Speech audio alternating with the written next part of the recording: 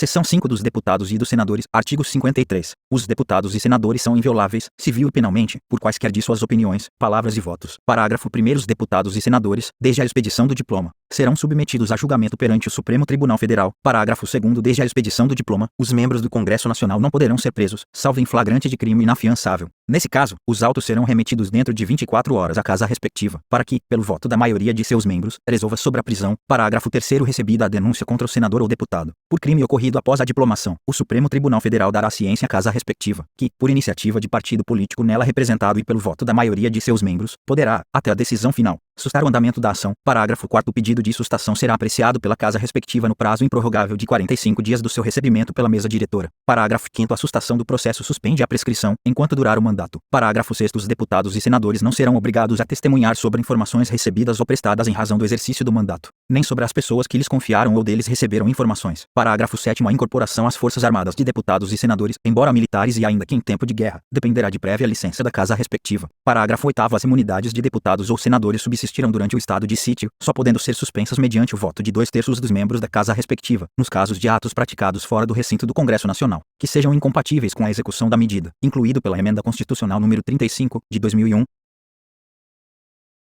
Artigo 54. Os deputados e senadores não poderão, inciso 1, desde a expedição do diploma, afirmar ou manter contrato com pessoa jurídica de direito público, autarquia, empresa pública, sociedade de economia mista ou empresa concessionária de serviço público, salvo quando o contrato obedecer a cláusulas uniformes. A linha B. Aceitar ou exercer cargo, função ou emprego remunerado, inclusive os de que sejam demissíveis ad nutum, nas entidades constantes da linha anterior, inciso 2, desde após a ser proprietários, controladores ou diretores de empresa que goze de favor decorrente de contrato com pessoa jurídica de direito público, ou nela exercer função remunerada. A linha B. Ocupar cargo ou função de que sejam demissíveis ad nutum, nas entidades referidas no inciso 1. A linha C. Patrocinar causa em que seja interessada qualquer das entidades a que se refere o inciso 1. A linha D. Ser titulares de mais de um cargo ou mandato público eletivo.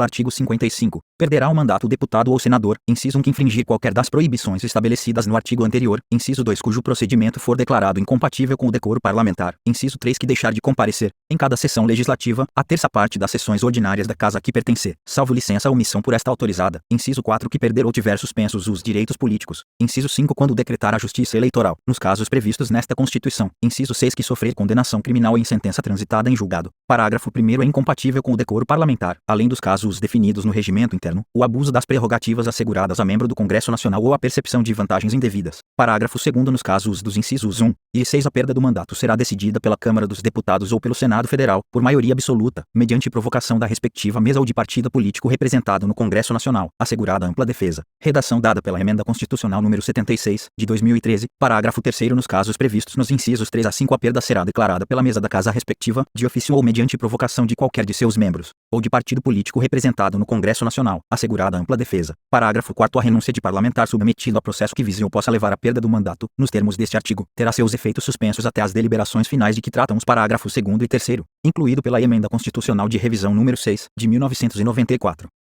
Artigo 56. Não perderá o mandato o deputado ou senador, inciso 1, investido no cargo de ministro de Estado, governador de território, secretário de Estado, do Distrito Federal, de território, de prefeitura de capital ou chefe de missão diplomática temporária. Inciso 2, licenciado pela respectiva casa por motivo de doença, ou para tratar, sem remuneração, de interesse particular, desde que, neste caso, o afastamento não ultrapasse 120 dias por sessão legislativa. Parágrafo 1º. O suplente será convocado nos casos de vaga, de investidura em funções previstas neste artigo ou de licença superior a 120 dias. Parágrafo 2º. Ocorrendo vaga e não havendo suplente, far-se a eleição para preenchê-la se faltarem mais de 15 meses para o término do mandato. Parágrafo 3º. Na hipótese do inciso 1, o deputado ou senador poderá optar pela remuneração do mandato,